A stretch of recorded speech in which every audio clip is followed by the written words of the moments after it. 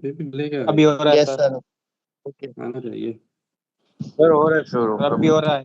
ठीक है। तो ये जो है जो बुक है जिससे हम डिस्कस करते हैं, इसमें भी वही कंसेप्ट हैं सारे।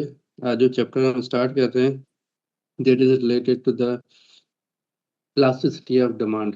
इलास्टिसिटी ऑफ डिमांड यानी कि change in to the demand with respect to the price. ठीक है, लॉ ऑफ डिमांड हम पढ़ चुके हैं और लॉ ऑफ सप्लाई हम पढ़ चुके हैं। आज मजीद जो है उसको एक्सपेंड कर रहे हैं, जिसमें हम इलास्टिसिटी ऑफ डिमांड पढ़ेंगे।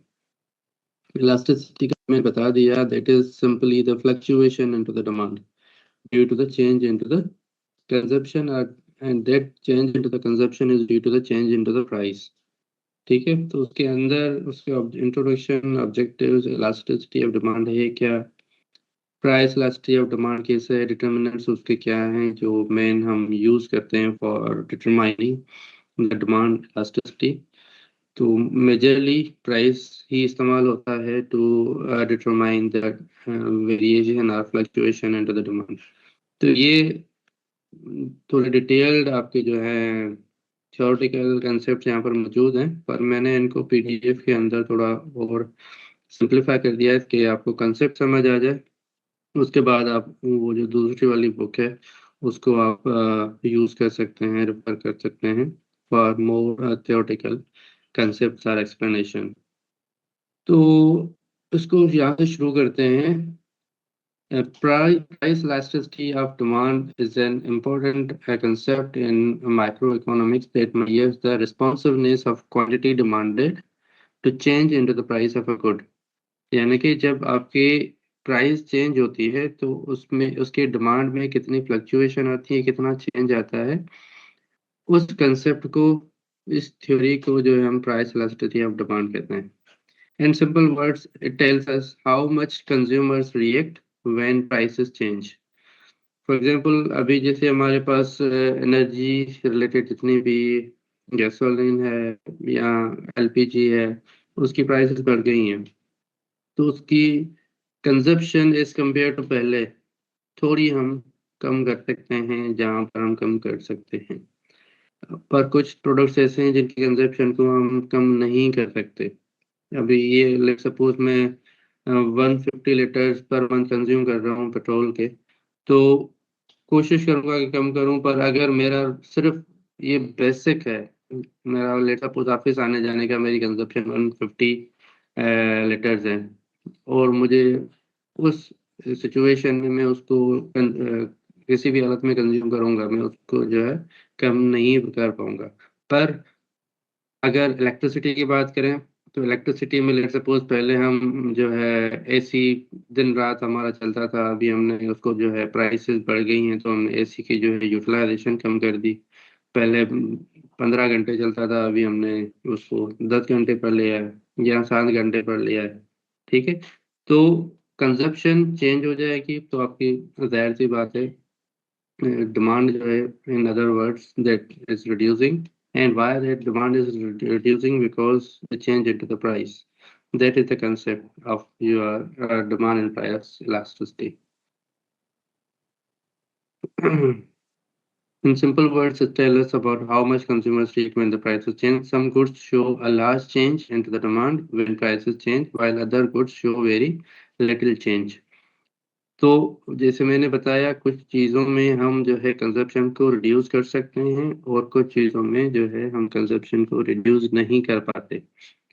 So that is the area where we are categorizing and that what type of elasticity is happening. It is a perfect elastic demand, or that is a perfect elastic demand, or that is a elastic demand. तो उसके 3-4 types हैं। ये demand में और price के वजह से जो चेंजेस आ रही हैं वो किस तरीके की हैं। ठीक है, ये क्लियर हो गया कंसेप्ट आपका, demand elasticity, yes sir. Price elasticity. तो आगे हम देखते हैं जो नेक्स्ट है जनरल। अच्छा, मैं रिपीट कर देता हूँ कि गौर से सुनिएगा कि जब आपके प्राइस में चेंज आता है, कम होती है या बढ़ती है, तो आपकी डिमांड के ऊपर उसका इम्पेक्ट आता है। ठीक है, और जब डिमांड कम होती है या बढ़ती है due to the price, that is known as the elasticity of the demand. ठीक है, due to the price. Clear है अभी? जी Yes, सर। sir. उसके बाद यहाँ पर देख लें general formula of the price elasticity. उसको हम केस से डिटरमाइन करेंगे।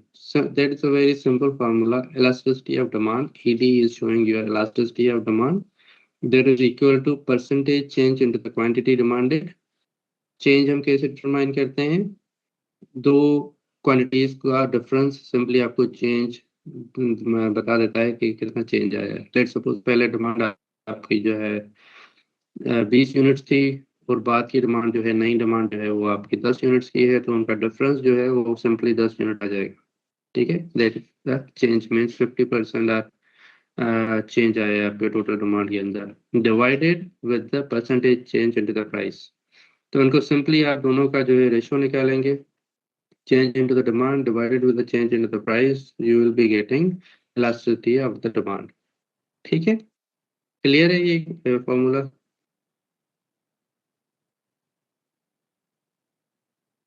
Yes sir. उसके बाद हम टाइप्स को देखते हैं थोड़ा, types of price elasticity of demand में। उसमें जैसे मैंने बताया कि और कुछ नहीं, सिंपल ये कंसेप्ट है कि आपकी डिमांड किस तरीके से फ्लक्चुएट कर रही है।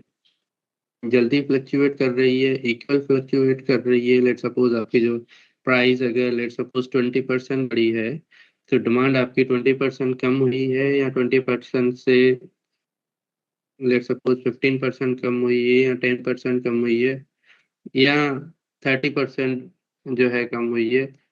ये जो फ्लक्चुएशन है, वेरिएशन आ रही है डिमांड के अंदर, इसको बेसिकली हम मॉनिटर कर रहे होते हैं, और उसके बेसिस पर हम डिफरेंट टाइप्स को जो है कैटेगराइज कर रहे हैं कि कौन सी फ्लक्चुएशन आ रही है जब आपकी जो है इलास्टिसिटी जो है डिमांड की, जिसको आप जो है कैटेगराइज कर सकते हैं या कोई नाम दे सकते हैं कि ये परफेक्ट इलास्टिक है, या इनइलास्टिक है, या यूनी इलास्टिक है। तो ये उसके कुछ टाइप्स है। पहला जो इसमें टाइप आ जाता है, that is a perfectly in elastic demand. In elastic यानी कि उसके अंदर कोई चेंजेस नहीं आ रही डिमांड के अंदर। And perfect in elastic demand, quantity demanded does not change regardless of the price change. यानी कि आपकी प्राइस चेंज हो रही है, पर आपकी जो डिमांड है वो चेंज नहीं हो रही। ठीक है, उस प्राइस चेंज का इम्पैक्ट डिमांड के ऊपर नहीं आ रहा। पहले अगर 10 यूनिट्स कंज्यूम हो रहे, तो आज भी वो 10 यूनिट्स ही कंज्यूम हो रहे हैं, भले आपकी जो प्राइस है वो 20% बढ़ी है, 30% बढ़ी है, उसका इम्पैक्ट कंजप्शन के ऊपर नहीं आया। क्लियर है? दैट इज व्हाट वी जैसे कि कॉल एज फूड, अ। Yes, sir. जी बेटा। जैसे इसकी एग्जांपल फूड है, फूड की डिमांड कम नहीं होती। वही है ना, बेसिक नीड है, बेसिक नीड है, उसकी प्राइसेस चेंज होती हैं, पर उसकी जो कंजप्शन है वो हम कम नहीं कर सकते। अगर लेट सपोज 5 kg आटा हम 2 दिन में इस्तेमाल करते हैं, तो वो रोटी खाना तो बंद नहीं करेगा ना कोई। ठीक है, तो उसकी यानी कि कंजप्शन के ऊपर फर्क नहीं आया, हालांकि प्राइसेस बढ़ती रहती हैं फूड आइटम्स की। Consumers must purchase the product even if the price increases significantly. This situation usually occurs when the essentials are life-saving goods. Example, insulin used by the diabetic patients. Even if the price increases, patient must continue buying it. So these are some of the examples जिसमें आपके food items हैं, medical items हैं, तो उनकी prices बढ़ती हैं, but these are the basic needs, so we can not compromise on its consumption. ठीक है, तो ये ग्राफ में यही शो किया गया है कि आपकी प्राइस लेट सपोज यहाँ पर वर्टिकल लाइन में आपकी प्राइस बढ़ रही है, और आपकी जो डिमांड पहले इस पॉइंट पर थी यहाँ पर, तो वो डिमांड वहीं रहेगी। ठीक है, तो उसके अंदर चेंज नहीं आएगा, भले आपकी प्राइस यहाँ पर बढ़ जाए। इसके कुछ और ग्राफ्स हैं जो कि मोर क्लियर होंगे आप लोगों के लिए, तो वो मैं आप लोगों के साथ शेयर कर दूंगा। उसके बाद सेकंड जो है inelastic demand. That inelastic demand यानी कि आपकी चेंजेस आती हैं, that changes lies between 0 and 1। ठीक है, in this case the quantity demanded changes by a smaller percentage than the change into the price. Demand is relatively insensitive to the price changes. Example, salt, electricity, basic food items, fuel. Example, calculation, if the price increases by 20% but the demand decreases only by the 5%, demand is inelastic. जब आपकी जो है as compared to the price, आपकी जो demand reduction है वो कम हो, price ज्यादा बढ़ रही है, डिमांड की जो कंजप्शन है किसी भी एटम की वो जो है कम हो रही है, but not equivalent to the change in the price. इसमें वही एग्जांपल यहाँ पर दी गई है कि आपका जो है अगर प्राइस 20% बढ़ रही है तो आपकी जो डिमांड है वो 5% डिक्रीज हो रही है ओनली। ठीक है, तो that is what we call as a inelastic demand. ठीक, तो आपका जो वैल्यू जो लाई करेगा बिटवीन 0 एंड 1 होगा, उसकी मैं फर्दर आपको डिटेल्स इंशाल्लाह फिर समझा दूंगा कि ये 0 एंड 1 के बीच में इलास्टिक डिमांड का वैल्यू कैसे फॉल करता है। क्लियर है elastic demand? Yes, sir. Yes sir. तो यहाँ पर आप देखेंगे प्राइस लेट सपोज ज्यादा बढ़ी है तो डिमांड में कमी आई है बट नॉट दैट मच।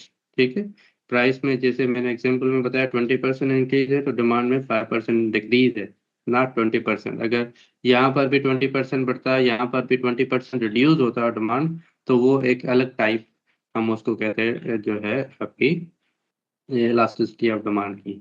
वो आप थर्ड टाइप में यहाँ पर हम देख सकते हैं कि इसको कहते हैं यूनिटरी इलास्टिक डिमांड। जब आपकी जो है change into the price must be equal to the change into the demand। ठीक है, अगर प्राइस 10% बढ़ रही है और आपकी डिमांड 10% जो है चेंज होगी। ठीक है, यानी कि इसको हम कहेंगे unitary elastic demand. Unitary elasticity occurs when the percentage change in the current demand is exactly equal to the percentage change in the price. Instant property. Important property is our total revenue remains constant when demand is unitary elastic। ठीक है, जब आपकी यानी कि price और demand के अंदर जो डिफरेंस आएगा वो सेम होगा। 5% चेंज हो रहा है प्राइस तो 5% चेंज होगा डिमांड के अंदर भी। अगर 50% चेंज हो रहा है डिमांड तो आपकी जो प्राइस भी है वो भी 50% आपकी चेंज होगी। ठीक है, उसके बाद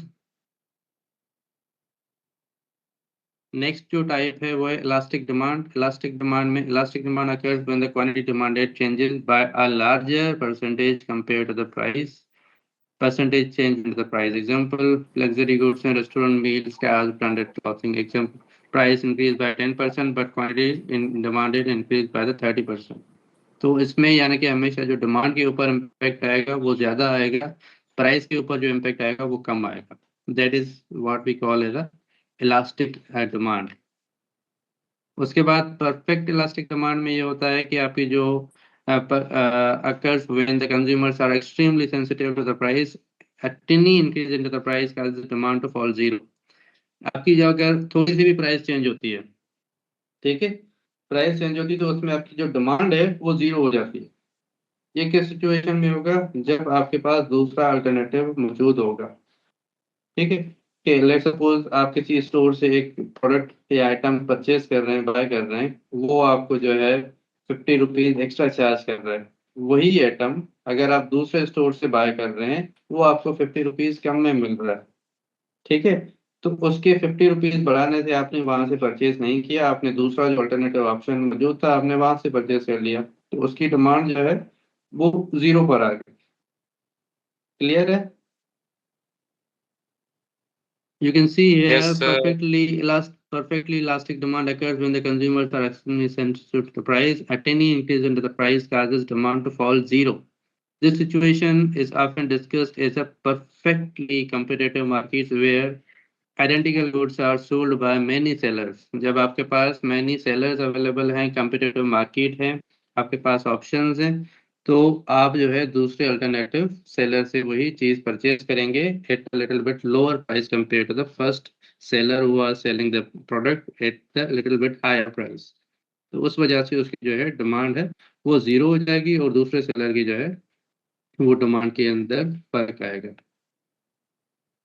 अच्छा, इसके कैलकुलेशंस हैं कुछ, वो मैं बाद में करवाऊंगा, अभी due to urgent work I have to leave. तो मुझे जो है आप 38 बच्चे मौजूद हैं, तो मुझे ये सप्तान आप या अगर वो मौजूद है उबैद, तो उसको कहिएगा मुझे अटेंडेंस सेंड कर दे।